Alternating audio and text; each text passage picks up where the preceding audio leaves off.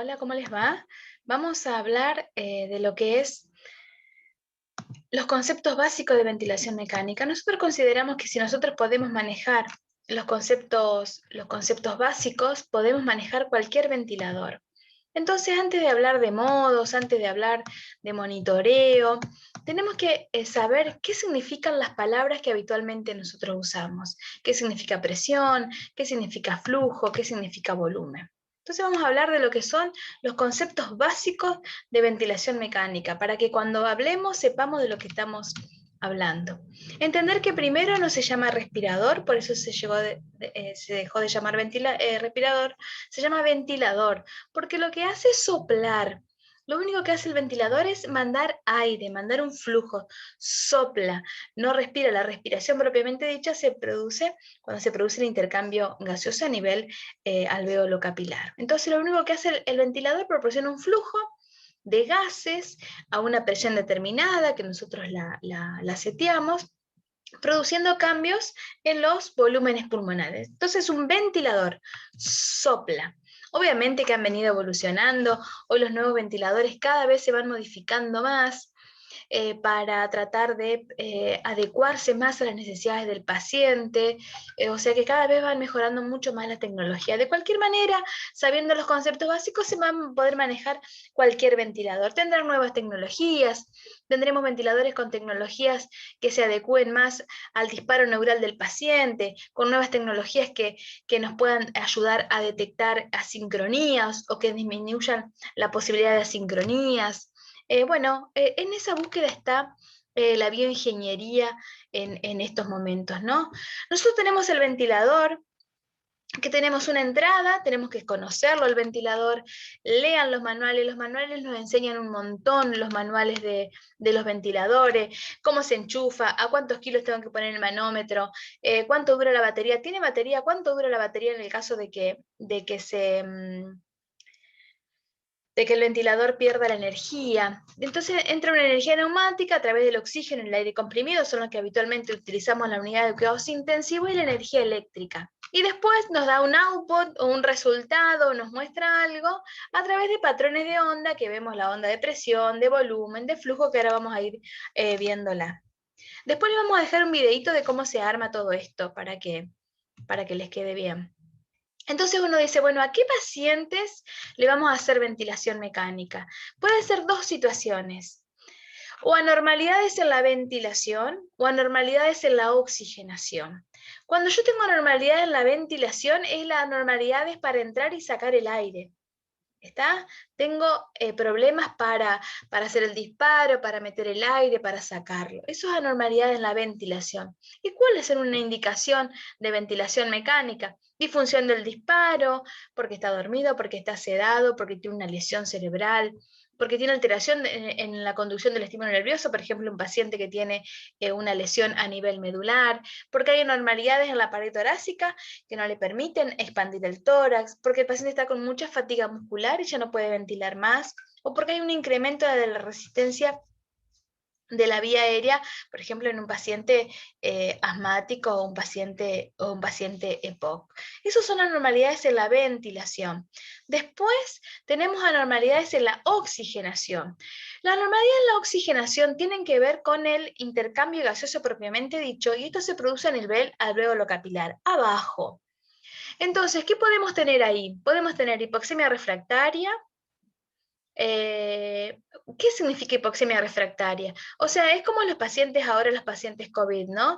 Uno le pone la nariguera, no responde, se le pone la máscara de Venturi, no responde, se le ponga la máscara de reservorio, el paciente no mejora la saturación, si tenemos alto flujo le hacemos alto flujo, el paciente no responde. Eso es hipoxemia refractaria, a que a pesar de los aumentos de FiO2, el paciente no mejora. Por lo tanto, es la indicación de ventilación mecánica. Por excesivo trabajo muscular, por la necesidad de reducir el consumo de oxígeno, por ejemplo, en un paciente con un shock cardiogénico, que necesitamos que el paciente utilice ese oxígeno para otras cosas, como por ejemplo oxigenar el corazón. y ante necesidad de PIP. O sea, si yo necesito poner presión positiva al final de la expiración, tengo que colocar un paciente en ventilación mecánica porque es la única manera de poder hacer presión positiva al final de la expiración. Si uno dice, bueno, yo pongo a mi paciente en ventilación mecánica, ¿cuál es mi objetivo? ¿Cuál es mi objetivo cuando lo pongo al paciente en ventilación mecánica? Primero, reducir el trabajo respiratorio. Si el paciente vemos que no reduce el trabajo respiratorio, algo tenemos que hacer. Que el paciente esté confortable. Y esto debería ir primero, ¿no? Yo tengo que buscar el confort del paciente y adecuar la ventilación y la oxigenación. Y esto es muy importante. Una cosa es ventilación y otra cosa es oxigenación. Cuando tengo alteraciones, puedo tener alteraciones en las dos, pero a veces tengo insuficiencias respiratorias hipoxémicas, como es el típico, el COVID, o insuficiencias respiratorias hipercápnicas. En uno trabajo sobre la oxigenación y en el otro trabajo sobre la ventilación. Esto es muy importante saber distinguirlo. Una cosa es ventilar y otra cosa es oxigenar. Aunque obviamente tienen mucho que ver, pero si yo tengo problemas de ventilación son unos botones los que toco y si tengo problemas de oxigenación son otros los botones que yo toco. Y en cuanto, bien, esto es esta ecuación del movimiento que uno por ahí cuando lo busca en los libros nos muestran una fórmula bastante que se nos complica un poco la historia. Pero la verdad es que la ecuación del movimiento lo que nos refleja es que el aire cuando entra, cuando el aparato le manda el aire al paciente, cuando se produce esa presión de trabajo, esa presión de trabajo va a depender de dos cargas. Y esto es importante recordarlo porque es lo que nos va a servir para el monitoreo.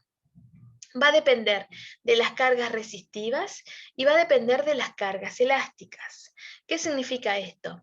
Las cargas resistivas son lo que va desde el tubo endotraqueal, o sea, la vía artificial, y toda la vía aérea de conducción del paciente hasta la división número 16 de los bronquiolos. Eso es conducción. Ahí lo que tengo son cargas resistivas. ¿Está? Y las cargas elásticas tienen que ver con el pulmón y la caja torácica propiamente dicha. O sea, cuán distensible, cuán complaciente o cuán elástico es el pulmón del paciente. Eso tiene que vencer el aire. Entonces entra y vence la carga resistiva y después para seguir entrando tiene que vencer la carga elástica. Y nosotros vamos a hablar mucho de presión. La presión en ventilación mecánica se expresa en centímetros de agua. ¿Y qué es presión? Presión es ejercer una fuerza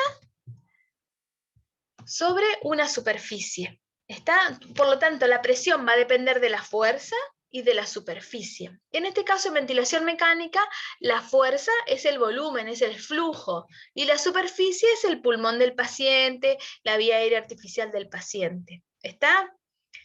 Para esto, nosotros en ventilación mecánica tenemos dos gradientes de presión. ¿Está? Gradiente es P1 menos P2.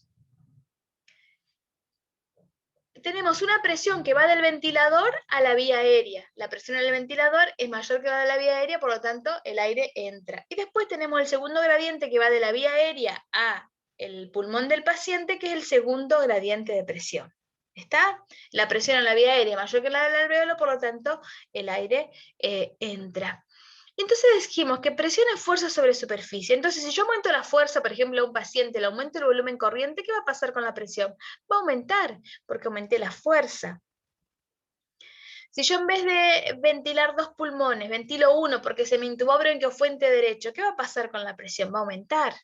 ¿Por qué? Porque disminuyó la superficie. Entonces yo cada vez que veo algún aumento de presión, tengo que fijarme qué es lo que está pasando. Ahora vamos bien a verlo cómo lo monitoreamos. Entonces la presión es una medida de fuerza necesaria para vencer la impedancia al flujo de gas. O sea, yo necesito entrar con presión para vencer la impedancia que me da el sistema, ¿no? El ventilador, la vía aérea y el pulmón de paciente. Como dijimos, nosotros habitualmente aquí en Argentina lo expresamos en centímetros de agua. También se puede expresar en kilopascales, pero nosotros lo expresamos y nuestros ventiladores vienen expresados en centímetros de agua. Esta es una curva de presión sobre tiempo. Y la presión, cada vez que ven presión, es en centímetros de agua. Bueno, y tenemos diferentes presiones. Tenemos la presión pico, que ahora después la vamos a ver en parte de monitoreo, la presión plató y la presión fin de expiración. La presión pico es la máxima presión en la vía aérea. La presión pico me expresa la suma de las cargas resistivas y de las cargas elásticas. Me representa la suma de esas dos cargas. ¿Está? Por lo tanto, el dato de presión pico solo no es interesante en sí mismo solo. Es interesante monitorearlo, pero si se aumenta, tengo que saber si aumentó porque aumentaron las cargas resistivas o porque aumentaron las cargas elásticas. Ya la vamos a ver en monitoreo, ¿está? Eso es la presión pico. O sea, si yo digo, bueno, ¿es un valor que tengo que anotar? Sí, pero hay otro valor importante, que es la presión meseta o presión plató, que la presión meseta o presión plató se mide a través de una pausa inspiratoria, y lo que hace es, me infiere la presión alveolar. ¿Cómo mido presión plató? Se hace con una pausa. Con respecto a esto hay que tener mucho cuidado cuando trabajamos, es que la pausa que vamos a hacerle al paciente sea siempre la misma. O sea, si yo, enfermera, voy y le controlo la presión plató a mi paciente, ¿qué pausa uso? Bueno, voy a usar 0,5. Bueno, el kinesiólogo usa 0,5, el médico usa 0,5. Siempre la misma pausa. ¿Qué es la pausa? Lo que hace para medir presión plató es hacer una pausa inspiratoria, o sea, cerrar el aire. Cuando se cierra acá, se igualan las presiones. Por lo tanto, la presión que yo mido habitualmente acá, a flujo cero, me infiere la presión que está pasando acá. Y la pausa es esto. Le meto el aire, se lo dejo adentro, eso es pausa. En ese momento se igualan las presiones, entonces la presión que está midiendo el ventilador acá en el tubo endotraqueal del paciente me infiere lo que está pasando allá abajo. Esa es la presión plató, o presión meseta, o presión pausa. Y después está la otra, la presión fin de expiración, que cuando el paciente se desembaraza del aire. Expira, puede expirar a 0 o puede quedar presión. Esa presión que queda, presión positiva al final de la expiración, es lo que habitualmente conocemos como PIP, por sus siglas en inglés. Y por ahí muchas veces van a escuchar hablar de los conceptos de elasticidad, de complacencia. En realidad, elasticidad y complacencia son inversos en sí mismos, ¿no?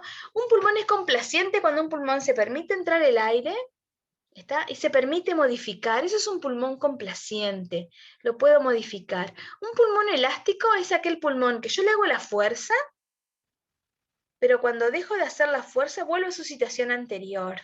¿Está? No se permite modificar. Pero cuando son pulmones elásticos son pulmones más duros. Por ejemplo, el elástico, ¿no? Porque, imagínense el elástico uno le hace fuerza y el elástico se estira. Ahora bien, si yo dejo de hacerle fuerza, el elástico vuelve a su situación anterior. ¿Está? Entonces, son pulmones poco complacientes, pulmones elásticos poco complacientes. Acuérdense que la complacencia es aquello que se permite modificar. Siempre la complacencia está relacionada con cambios de volúmenes. Por lo tanto, cada vez que cambio los volúmenes, modifico los volúmenes, se va a modificar la complacencia. Está entonces una de las formas de mejorar por ahí la complacencia, cuando la mido, es bajando, por ejemplo, el volumen corriente para la compliance no sea tan elevada. Entonces, dijimos que, en esto recordando otra vez lo que es la ecuación del movimiento, el aire entra. Esto que ven acá vendría a ser como la representación de la vía aérea y esto vendría a ser la representación del alvéolo, del pulmón. ¿Está? Entonces el aire entra, tiene que vencer dos cargas, las cargas resistivas que tienen que ver con la resistencia de la vía aérea y las cargas elásticas que tienen que ver con la elasticidad del sistema respiratorio. Acá se llama resistencia y acá se llama compliance o complacencia. Entonces, yo puedo tener aumento de las cargas resistivas acá. ¿Qué me puede aumentar las cargas resistivas? Moco, tubo tapado, paciente que muerde el tubo, intubación de bronquio fuente derecho, broncoespasmo. Esas son cosas que me pueden aumentar las cargas resistivas. En esas cosas puedo trabajar, puedo reacomodar el tubo, puedo broncodilatarlo, puedo aspirarle las secreciones, puedo hacerle calmante para que no esté mordiendo el tubo el paciente, pero lo está mordiendo porque algo le pasa. Algo le pasa, si un paciente muerde el tubo, algo le pasa.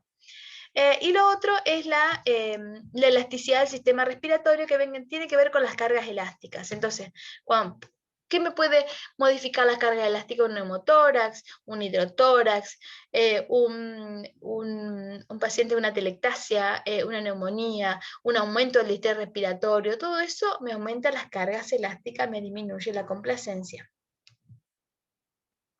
Fíjense acá, esto es un dibujo para que ustedes vean lo que es. Acá tengo la resistencia en amarillo y acá tengo la complacencia en rojo. Entonces, según donde esté el problema, es lo que me va a mostrar. Entonces yo acá tengo un tubo, que puede llegar a ser un tubo muy finito, por ejemplo, un tubo 7 para un paciente de 100 kilos, le ponen un tubo 7. ¿Qué va a pasar con la resistencia? Va a estar aumentada.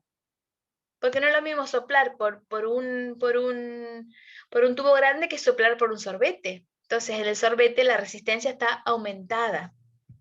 Y después cuando llega el alvéolo está bien, entonces pasa mejor.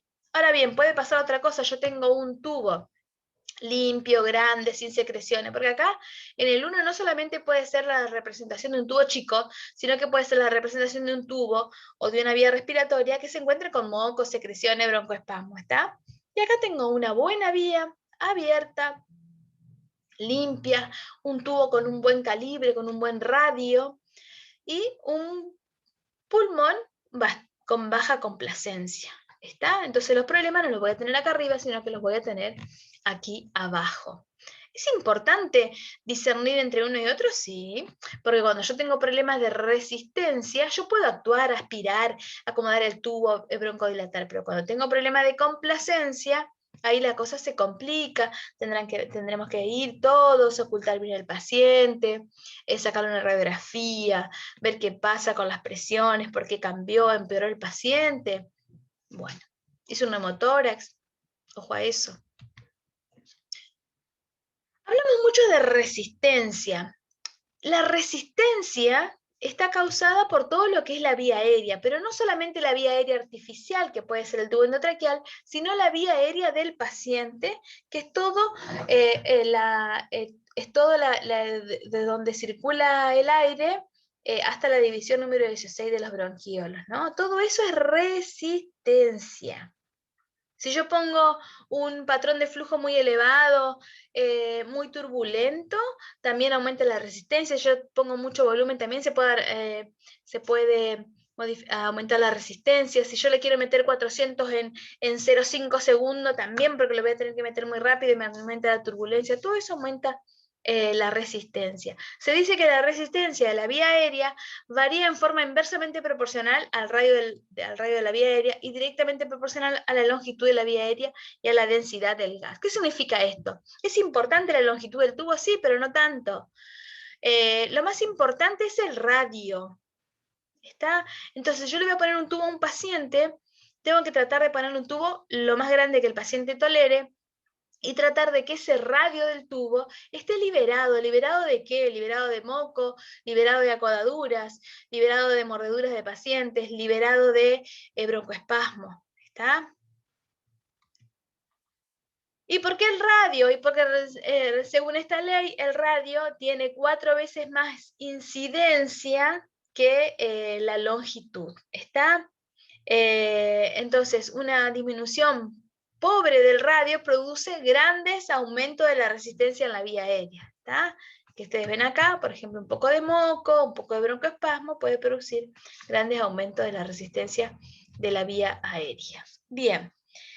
Nosotros cuando vamos a hacer ventilación mecánica, antes de pensar en la presión, en el volumen, perdón, antes de pensar en el modo ventilatorio, cuando ustedes van a encender el ventilador, el modo de inicio habitualmente es el asistido controlado. El modo asistido controlado puedo hacerlo de 2 maneras, o ventilación controlada por volumen o ventilación controlada por presión. La presión de soporte es un modo controlado por presión, el CPAP es un modo controlado por presión, ¿está? Entonces, ventilación controlada por volumen se dice que es VCB, o lo leemos como VCB con B corta, y la ventilación controlada por presión se pone como VCP. ¿Qué significa esta variable control? Cuando yo hablo de ventilación controlada por volumen, cuando yo aprieto el botón y le digo, mira, haz la asistencia controlada en ventilación controlada por por volumen.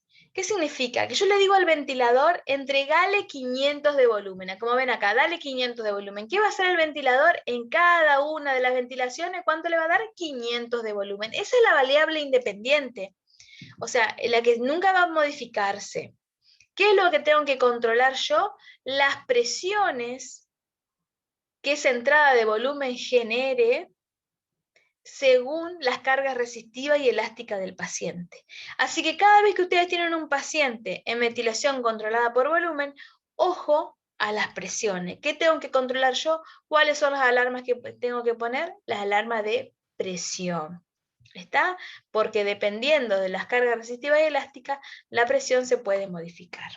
Yo seteo volumen. En ventilación controlada por presión, aquí yo le digo al ventilador, dale hasta 20 centímetros de agua de presión. ¿Qué va a hacer el ventilador? Le va a dar hasta 20. La presión siempre va a ser la misma, es la variable independiente. ¿Qué se va a modificar y qué tengo que controlar yo? ¿Y a qué le tengo que poner alarmas? Al volumen. Porque dependiendo de las cargas resistivas y elásticas del paciente, el volumen que se va a dejar meter el paciente. Entonces, si un paciente tiene moco, va a meter menos volumen. Si un paciente tiene moco de espasmo, va a meter menos volumen. ¿Está? En la variable controlada por volumen, o sea, si por ejemplo hago un modo asistido controlado, ahí puedo medir presión plató. Si yo en ventilación controlada por presión, yo no puedo medir presión plató. Solamente lo puedo medir en ventilación controlada por volumen. Entonces pongo una pausa y mido plató. La plató, recuerden, meto el aire, flujo cero, se igualan las presiones. Entonces infiero la presión plató que me infiere la presión alveolar. Largo el aire. Esta es una curva de presión sobre tiempo y esta es una curva de flujo sobre tiempo. La curva de presión sobre tiempo es siempre positiva. Tiene que tener esta formita redondeada acá. Fíjense que no llega a cero. Si no llega a cero es porque tiene un poquito de PIB este paciente. Y la curva de flujo sobre tiempo tiene una fase de inspiración. Acá está el cero. Todo por arriba de cero es inspiración. Todo por abajo de cero es expiración. ¿Está? Cuando hago ventilación controlada por presión, se modifica un poco la forma de la curva. La curva de flujo que voy a usar acá es el flujo de flujo continuo, u onda cuadrática, o de flujo constante, ¿está? Pero también la puedo modificar, puedo hacer de rampa descendente. Ahora bien, en controlada por presión, la curva de flujo no se puede modificar, es siempre de rampa descendente. ¿Está? Acá está la presión, cambia un poquito la forma de la curva con respecto a la ventilación controlada por volumen, porque acá se limita por presión. Entonces llega la presión, se mantiene durante el tiempo inspiratorio que yo le seteé y expira el paciente. Cuando hago ventilación controlada por presión, tengo que ver un botón que se llama rampa o rise time. Eso es, bueno, yo le quiero entregar hasta 20, ¿no? Un ejemplo, ponele 20 de ventilación controlada por presión, ponele 20 centímetros de agua. Yo se lo puedo entregar rápido o se lo puedo entregar lento. O sea, la rampa es la velocidad con que el ventilador le permite llegar al paciente esos 20. O sea, ¿con qué velocidad llego a estos 20 centímetros de agua? ¿Llego rápido o llego lento? Eso es la rampa. Eso va a depender de cómo se encuentre el paciente. Lo que sí, el paciente siempre elige tener el aire rápido, porque tiene sed de aire. ¿Está? No lo hagamos suspirar. No hagamos suspirar a los pacientes. Esa es la variable control. Entonces, la variable control es ventilación controlada por volumen o ventilación controlada por presión. A mí el médico me dice, bueno, vamos a hacer el modo asistido controlado. Bueno, ¿lo querés por volumen o lo querés por presión? ¿Está? Siempre hagan esa pregunta. O le dicen, poné BCB. ¿BCB qué? BCB es la variable control, no es un modo BCB. El modo es asistido controlado. ¿Está? Es un asistido controlado. Lo que pasa es que cuando uno prende el ventilador, enseguida se ve BCB y se ve BCP, pero el modo del asistido controlado, BCB o BCP, es la variable control, que significa cómo va a controlar la ventilación el ventilador, o por volumen o por presión. Y después tenemos las variables de fase. Y cuando uno ve una curva de presión, ¿qué son las variables de fase? Y cuándo sabe que tiene que mandar el aire, cómo lo tiene que sostener al aire, cuándo tiene que abrir la válvula para desembarazarse del aire y cómo tiene que terminar.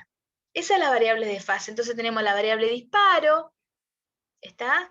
La variable disparo puede ser disparada por el ventilador, o sea, uno le pone 12 de frecuencia por minuto, cada 5 segundos le va a mandar un disparo. Eso es disparado por tiempo, disparado por el ventilador. O puede ser disparado por el paciente.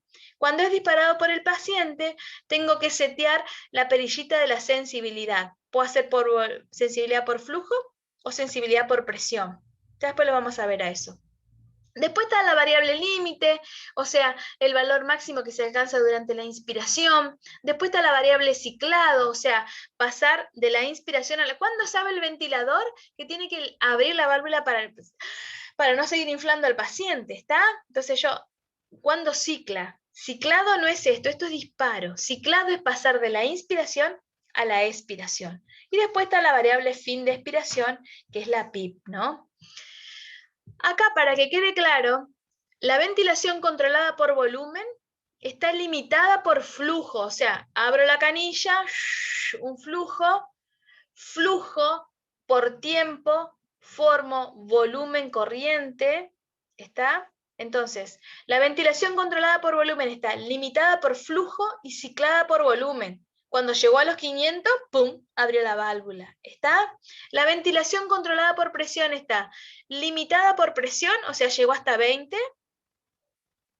y está ciclada por tiempo, se mantuvo durante el tiempo inspiratorio que yo le seteé y abrió la válvula. ¿Está? Después hay otra palabra que van a escuchar mucho hablar, que es la PIP. Presión positiva al final de la expiración. Entonces acá tengo uno, inspiro, expiro, inspiro, expiro. Acá dejo un poco de aire, entonces yo acá estoy con los alvéolos chauchitas, le mando aire, le saco el aire, vuelven a estar chauchitas. Están chauchitas, le meto el aire, ¡op! No quiero que se queden chauchitas. Quiero ponerle PIP. Quiero poner presión positiva al final de la expiración. ¿Para qué sirve? Para que durante la expiración el paciente, los alvéolos sigan infladitos como están acá, y si están más infladitos durante la expiración, se sigue produciendo intercambio entre el alvéolo infladito y el capilar que va pasando, y entonces a través de la membrana alveolo-capilar se sigue produciendo intercambio gaseoso a través de difusión durante la expiración. Por eso los pacientes cuando tienen hipoxemia se les pone PIP, porque la PIP produce eso, mantiene los alvéolos infladitos durante la expiración, se sigue produciendo intercambio gaseoso, eso al tener presión adentro, tengo volumen obviamente, eso me aumenta la capacidad residual funcional, mejora la complacencia, mejora la relación ventilación-perfusión, el Jun, por lo tanto me mejora la oxigenación. ¿Está? Por lo tanto, cuando veo una curva de presión, la voy a ver con PIP, no llega a 0, como acá, llega al nivel de PIP que yo le puse, 5, 7, 8. Otra de las cosas es la relación inspiración-expiración. La relación inspiración-expiración debe tener una relación 1-3, 1-4, es lo que deberíamos tener. ¿Qué significa esto? Al menos 1-2. ¿Qué significa la relación inspiración-expiración? Que el tiempo expiratorio debe durar 2, 3 a 4 veces más que el tiempo inspiratorio. Puede ser 1-2, 1-3, 1-4. ¿Está? Saber que si yo pongo tiempo inspiratorio muy largo, le quito la expiración. La expiración es un muñequito, ¿no? La expiración está entre un tiempo inspiratorio y otro tiempo inspiratorio.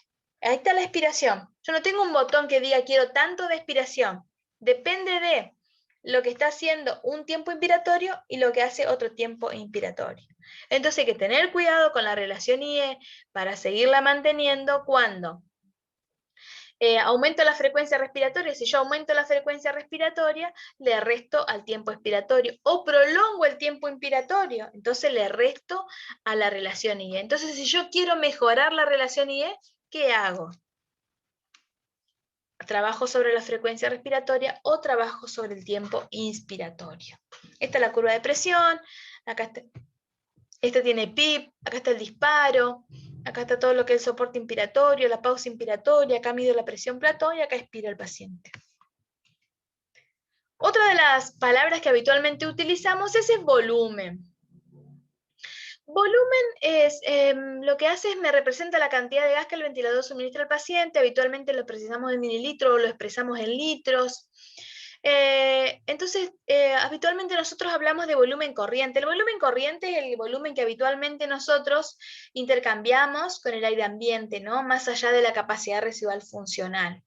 Entonces nosotros podemos medir volumen corriente y ustedes van a ver otro botón que va a decir volumen minuto o VE, que volumen minuto es volumen corriente por frecuencia respiratoria.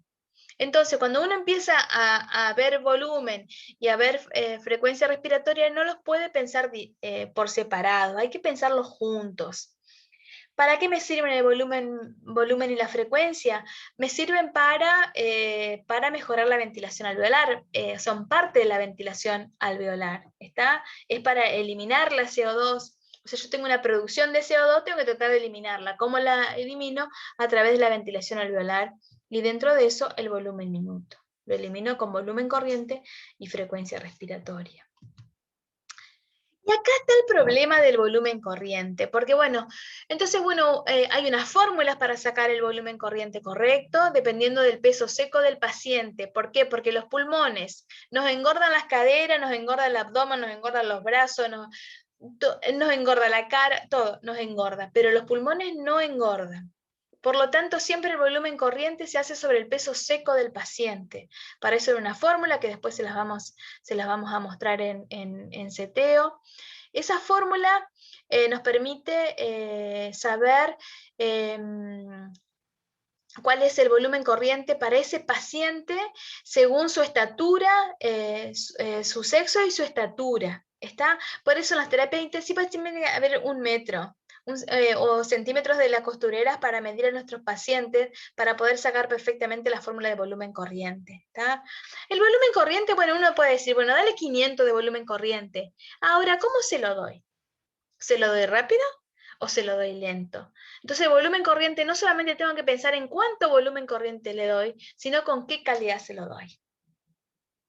¿Qué es el volumen? El volumen corriente es flujo inspiratorio por tiempo inspiratorio. ¿Cómo llega el aparato a formar el volumen corriente? El aparato lo que hace es sopla durante un determinado tiempo. Soplando durante un determinado tiempo que forma volumen corriente. ¿Está? Y acá le ponemos un ejemplo de una canilla. Yo tengo que llenar un balde de 5 litros. ¿No? ¿Cuánto volumen querés? Quiero 5 litros. Bueno, yo puedo prender la canilla poquito y va a demorar un tiempo en llenar ese balde. O no, la verdad que yo quiero 5 litros, pero necesito ya el balde, ya quiero que me llegue. Entonces lo que hago es abrir más la canilla, aumento el flujo. Esto es el flujo. Flujo de velocidad, flujo de movimiento. El ventilador lo que hace es sopla durante un determinado tiempo, forma el volumen corriente. Por lo tanto, cada vez que yo voy a poner el volumen, tengo que ver en qué tiempo se lo doy. ¿Se lo doy así o se lo doy así? Para eso tengo una perilla en el ventilador, que por ejemplo en los Neumovent es a través del tiempo inspiratorio, entonces yo le puedo poner 1 segundo, 0,8, 0. Bueno, si yo menos tiempo le pongo, o sea, yo seteo 500, pero le pongo poco tiempo inspiratorio, el flujo va a ser alto. ¿Está? Yo quiero llenar el balde más rápido. ¿Qué hago? Abro más la canilla. O puedo entregarle 500 un poco más lento, por lo tanto el flujo va a bajar. ¿Está? No, tengo tiempo para llenar el balde, entonces cierro un poquito la canilla, bajo el flujo, pero voy a demorar más tiempo en darlo. Entonces uno dice, yo le voy a dar 1 litro de volumen acá en la línea rayada. Yo puedo dárselo con bajo flujo en un tiempo prolongado. También le doy 1 litro, ¿está? O puedo hacerlo en un tiempo corto con alto flujo. Abro la canilla más fuerte, lo lleno más rápido, pero siempre le doy el mismo volumen. Por lo tanto, eso me da para pensar en el volumen con qué calidad se lo entrego. ¿Se lo entrego rápido o se lo entrego lento? Otra palabra que usamos mucho es la palabra flujo. Flujo es movimiento. ¿Está? Flujo es cuánto abro la canilla, a qué velocidad va a entrar ese gas. ¿Está? Se expresa en litros por segundo o litros por minuto según el ventilador. Y el flujo de nuestros pacientes va a depender de la diferencia entre la presión del ventilador y la presión que le genera el paciente con su carga resistiva y elástica sobre la resistencia. Por lo tanto, si a mí me aumenta la resistencia porque el tubo se tapó o lo que fuera, ¿qué va a pasar con el flujo? Baja. ¿Está? Baja. A veces el flujo no baja, por ejemplo en ventilación controlada por volumen, entonces lo que hace, ¿qué pasa? Cuando aumenta la resistencia, me aumenta una de las presiones, en este caso la presión del paciente. Pero flujo es movimiento. Ahora vamos a ver después cuando seteemos el ventilador. Tenemos diferentes tipos de curvas de flujo. Las curvas de flujo tienen un 0 acá. Todo por arriba de 0 es inspiración, todo por abajo de 0 es expiración. ¿Está?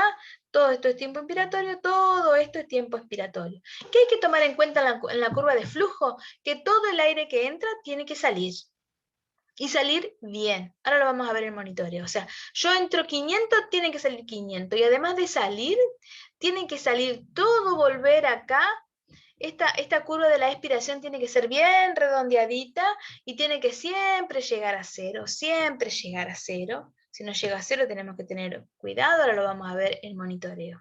Pero como concepto de todo el aire que entra, tiene que salir. Si no sale todo el aire, algo pasó. O hubo fugas o se lo está dejando el paciente. Y además tiene que salir bien, no tiene que salir a las corridas, no tiene que salir encontrándose moco, porque si se encuentra moco se empieza a serruchar, no tiene que salir encontrándose agua en las tubuladuras, no tiene que salir encontrando broncoespasmo, ¿está? Entonces eso lo voy a ver en la salida. Entonces tengo que mirar cómo entra, pero también tengo que mirar cómo sale. Estas son las diferentes curvas de flujo, la descendente, cuadrada, sinusoidal, ascendente. En realidad, en los ventiladores ahora vienen esto, con estas podemos hacer. Esta es una típica que se usa en la ventilación controlada por presión. En la ventilación controlada por presión de rampa descendente no la puedo modificar. Y en la ventilación controlada por volumen puedo usar esta onda o puedo usar otras. O la de rampa descendente también. De igual manera, ¿está? Esto es como se ve una curva de flujo cuando le pongo pausa inspiratoria, cuando quiero medir presión plató. Entonces, uno, como para ir cerrando, cuando yo puedo tener ventilaciones controladas continuas en ventilación controlada por volumen o ventilaciones controladas continuas en ventilación controlada por presión o ventilaciones espontáneas continuas en ventilación controlada por presión. Aquí en estas dos el inicio lo puede dar la máquina o el paciente y acá lo puede dar el paciente.